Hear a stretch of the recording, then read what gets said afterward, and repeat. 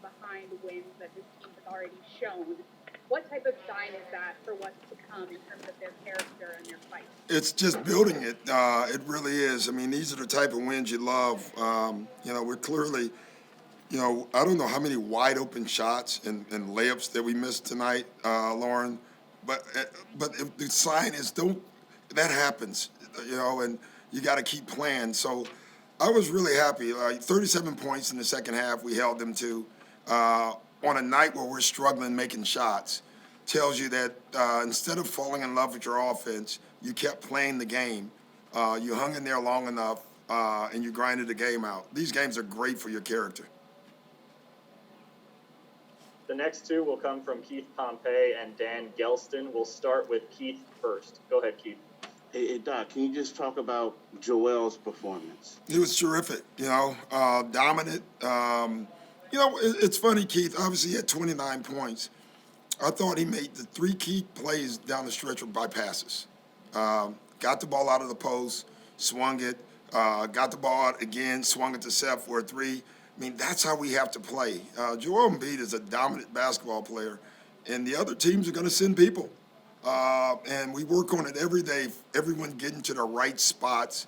So Joel didn't have to think. He can just pass it, and he did that tonight. And how scared were you when you saw him on the floor? And what's wrong with him?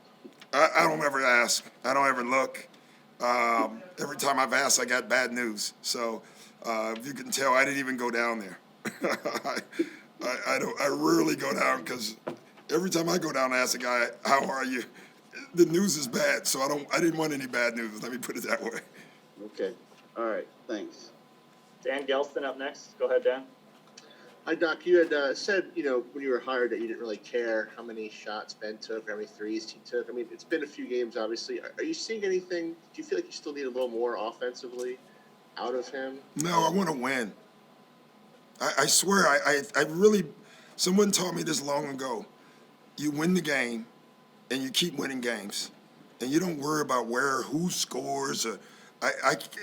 Ben missed some great shots tonight. If he had converted 2 or 3 of the layups that he made and got to the foul line a little bit more, he would have been fine. So we played good offense tonight. We just couldn't make shots. Like, literally couldn't make by our shooters. So that's all I'm concerned with. But I could care less. I'll let you guys talk about what Ben doesn't do. I just want Ben to keep playing great defense, running our team, and winning games. Kai Carlin and Paul Hudrick will be the next two. Kai, you can go ahead first. Hey, what's going on, Coach? What's happening? Joel obviously had a hell of a night, but Tobias was, all over the floor on both ends. What did you see specifically out of him tonight? I just thought in the second half he got very aggressive on both ends. It's funny. My favorite play of the night had nothing to do with Tobias other than we were bringing the ball down. You remember Tobias ran and grabbed the ball from Ben and told us to throw the ball to the post. Like he demanded that we post after. And what I loved about that was Tobias had it going. And he looked at the matchup and said, we're going down to the post. That's the type of stuff you love as a coach. That was the right decision, too, by the way. So that leadership and that toughness that he showed was terrific tonight. Thanks, Coach. You're up, Paul. Hey, Doc.